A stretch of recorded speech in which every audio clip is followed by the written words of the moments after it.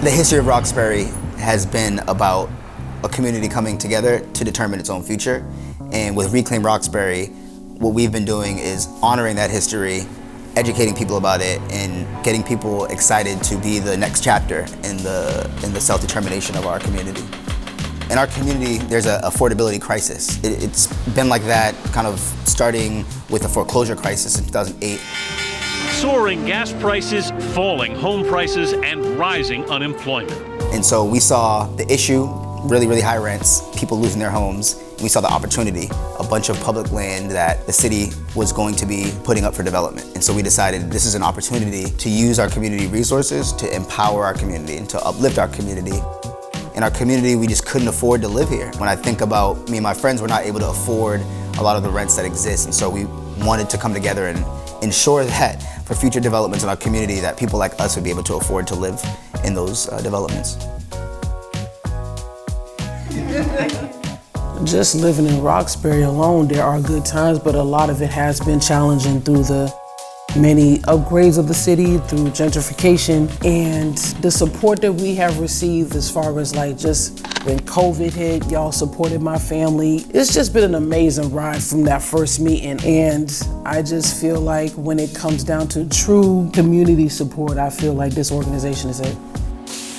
I think what motivated me to join Reclaim Roxbury was just the passion for getting involved in my community. I come from a legacy of activism, and I have a passion for architecture and design and urban planning, so I really want to find the nexus between those two things, and getting involved with an organization focused on affordable housing and making sure people are able to stay in the community and don't face displacement is really important to me. Our ultimate goal is to see this part of the city really come back to life. This is the beginning of a renaissance.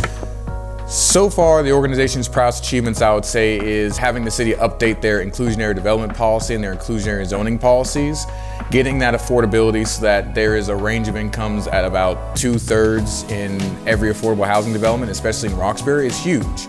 We have popularized the slogan, public land for public good, and since then, our new mayor commissioned a study called the Public Land for Public Good Audit, identifying all the public land in the city that can be used in a similar fashion to what we did in Nubian Square.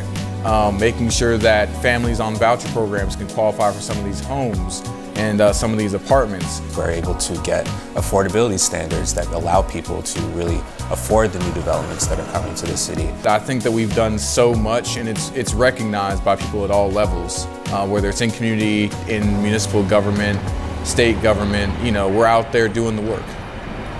Reclaim Roxbury has impacted me recently a lot by providing a lot of resources and letting me know how I can get involved and that I'm already kind of there. Kind of coming out of the pandemic, my housing situation was a little uncertain. I maybe wanted to make some different changes. So I reached out to Reclaim Roxbury to get some resources on affordable housing in my area. It was really important to me that I stayed in Roxbury.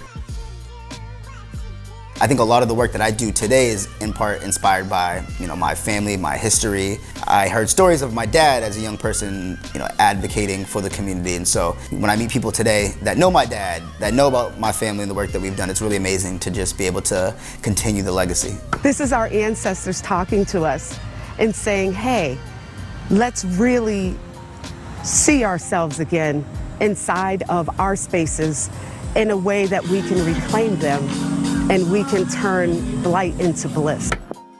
I think we're all a part of this strong legacy here in Roxbury. But when we think of legends, of course we think of current legends like Greg Minot and the work that he's doing, developing projects right here in Roxbury and the vision of community.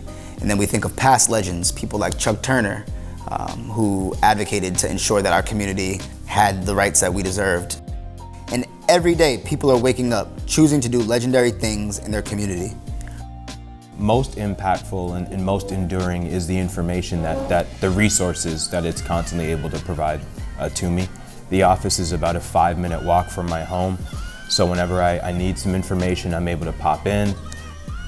We just signed a 5-year lease for community office, so we definitely going to be at 2509 Washington Street. People can come by and check us out. We also are continuing to grow. We just hired a new director of organizing, Cole, who's great, and we are revitalizing our membership. Can't imagine being anywhere else, honestly, and doing any other kind of work, because this is where we're needed. This is where the future is when it comes to building up our communities. Today, we celebrate Reclaim Roxbury, a beacon of hope and empowerment for its residents.